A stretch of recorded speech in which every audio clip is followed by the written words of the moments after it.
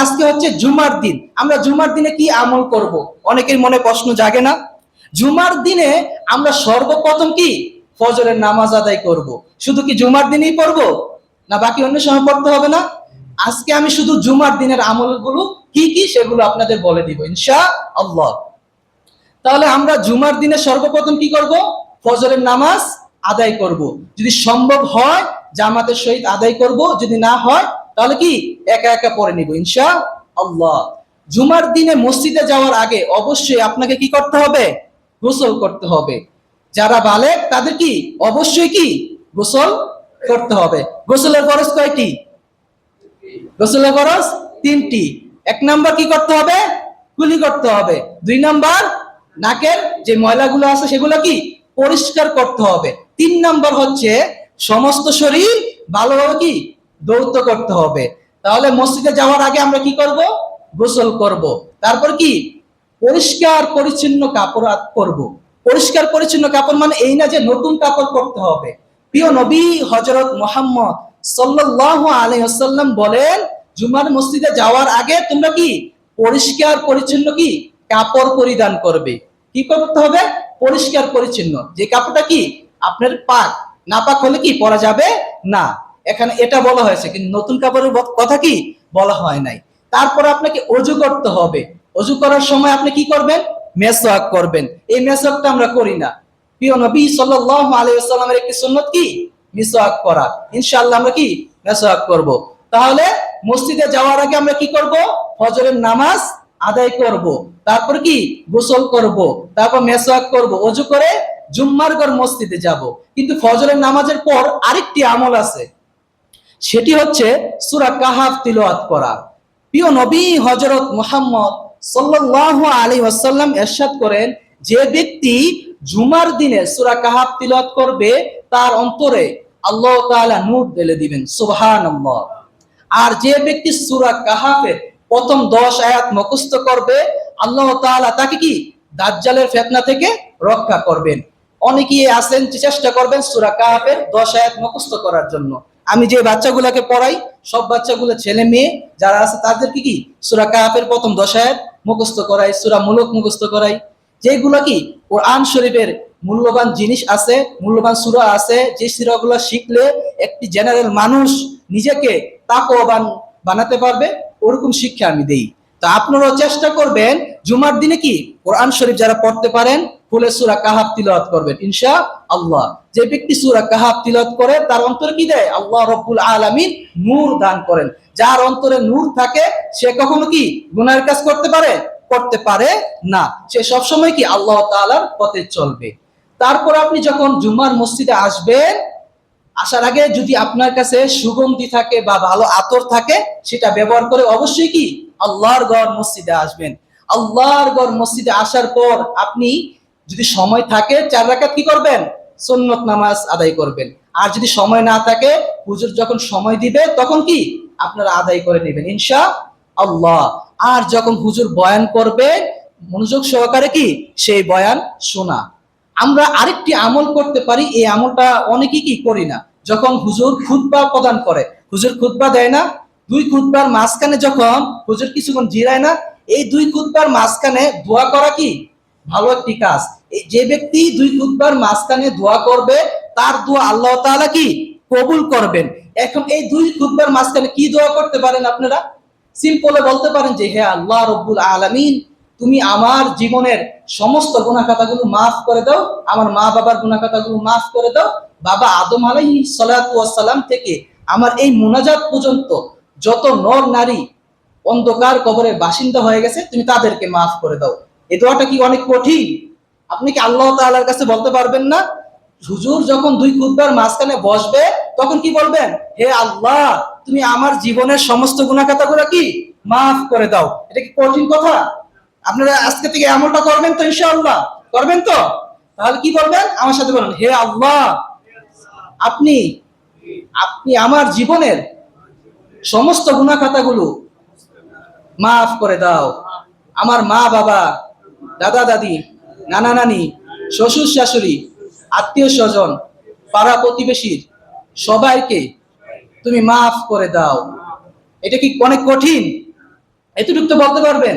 তো চেষ্টা করবেন তো আজকে থেকে কি এই আমলটা করতে হবে ইনশাআল্লাহ। তাহলে হুজুর যখন দুই খুতবার মাঝখানে বসবো, তখন আমরা কি করব? আল্লাহ তাআলার কাছে দোয়া করব, কারণ এই সময়টা কি দোয়া কবুলের সময়। আর হুজুর যখন খুতবা প্রদান করবে, তখন কি মনোযোগ সহকারে শুনতে হবে। খুতবা শোনা কি ওয়াজিব, তাই ওয়াজিবের সময় কি কোনো কথাবার্তা বলা যাবে না।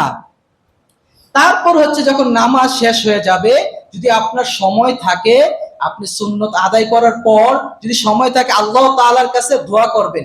আমি একটা চমৎকার আমলের কথা বলে দিয়ে যাব। অনেকে আছে আমাদের অবাক হয় না, অনেকে ছেলে মেয়ে হয় না, এরকম আছে না? অনেকে শুধু বিপদ আর বিপদ লেগে থাকে, হয় না এরকম?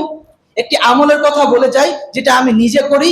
এই আমলটি আমার ওস্তাদ হাফেজ মাওলানা মুফতি আব্দুর রহিম শাহ হুজুর আমাকে দিয়েছেন। আপনারা চিনবেন, পাঠানতলী কবরস্থান মসজিদের হুজুর, চিনেন না অনেকেই? এই হুজুর আমাকে দিয়েছেন।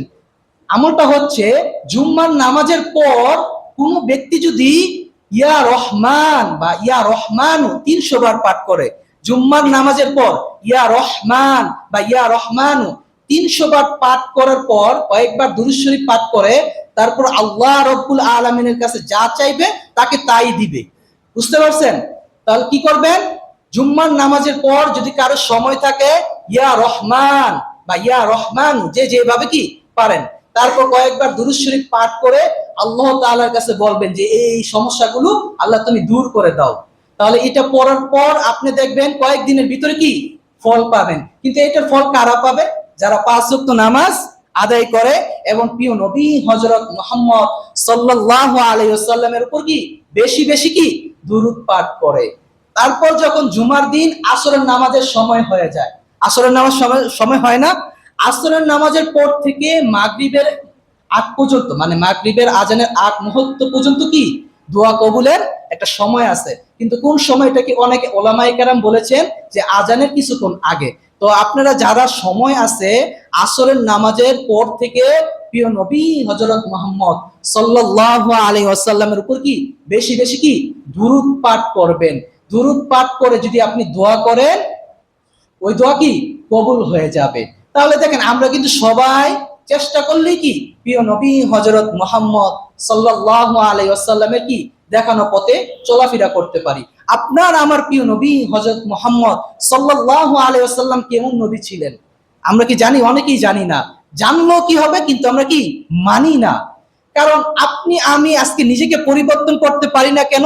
আপনি আমি কি মিথ্যা কথা ছাড়তে পারি না, সুদ খাওয়া ছাড়তে পারি না, ঘুষ খাওয়া ছাড়তে পারি না। এই জন্য আপনার আমার কি দিলের পরিবর্তন হয় না। আমরা অনেকেই জানি যে নামাজ না পড়লে কি হয়, গুনাহ হয়। জানার পরও আমরা যে নামাজ পড়ি না, এটা শাস্তি কি কম হবে না দ্বিগুণ হবে? আমরা সবাই জানি যে আগুনে হাত দিলে আগুন হাত কি হয়ে যায়, পুড়ে যায়। কিন্তু আমরা জানার পরে কি করে আগুনে হাত দিব? তা আমরা জানি যে নামাজ না পড়লে আল্লাহ তাআলা কোথায় দিবে? জাহান্নামে। তো জাহান্নামে যদি দেয়, আমরা জানার পরে কেন নামাজ আদায় করি না? ওই যে আমাদের কি নাই, তাকওয়া নাই। তাকওয়াটা কেন নাই? আপনি আমি হালাল রিজিক কি গ্রহণ করতে পারি নাই। আপনি আমি হালাল রিজিক গ্রহণ করি না বলেই কি আপনার আমার আজকের এই দশা। আজকে আপনি আমি যদি হালাল রিজিক গ্রহণ করতে পারতাম, তাহলে অবশ্যই কি আপনি আমি যথাসময় কি 5 ওয়াক্ত নামাজ আদায় করতে পারতাম।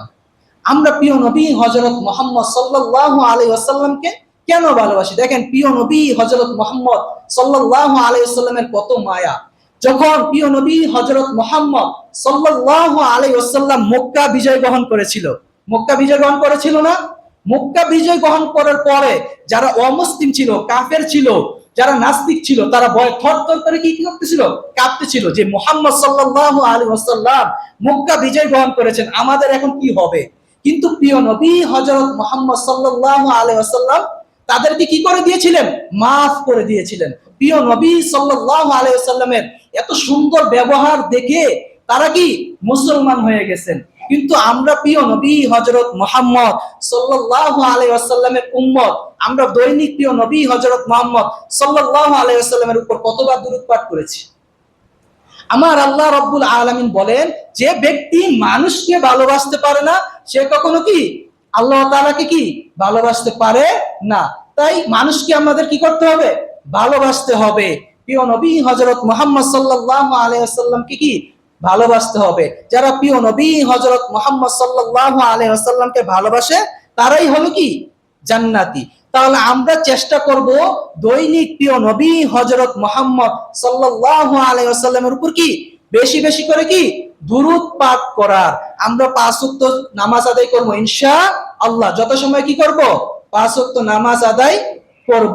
দেখেন এই যে দুনিয়ার ভিতরে এই যে মোবাইলটা দেখতেছেন না, সন্তান যদি বিদেশ থাকে, মা বাবা যদি বাংলাদেশে থাকে, নেটের মাধ্যমে বা ভিডিও কলের মাধ্যমে কিন্তু কথা বলতে পারে না, যোগাযোগ করতে পারে না, কেমন আছে ভালো মন্দ কি খোঁজ খবর নিতে পারে না। কিন্তু আপনি আমি যখন কবরের বাসিন্দা হয়ে যাব, আপনার আমার সন্তান কখনো কি আপনার আমার খোঁজ খবর নিতে পারবে? পারবে?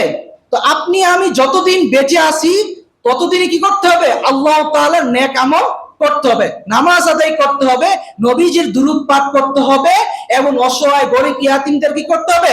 সাহায্য করতে হবে। আল্লাহর ঘর মসজিদে দান করতে হবে। প্রিয় নবী হযরত মুহাম্মদ সাল্লাল্লাহু আলাইহি ওয়াসাল্লামের মাদ্রাসায় কি বেশি বেশি দান করতে হবে। তাহলে আমরা কি করতে পারবো?